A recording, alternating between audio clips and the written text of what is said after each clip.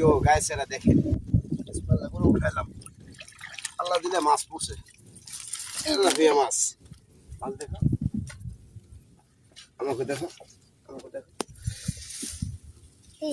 এই দেখেন মাছ, মাছ পড়ছে, তেলাপিয়া মাছ, খালি তেলাপিয়া মাছ পড়ছে।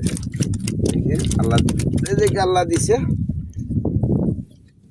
এই কি সুন্দর মাছ দেখেন, 4 পিস পড়ছে, 4 পিস।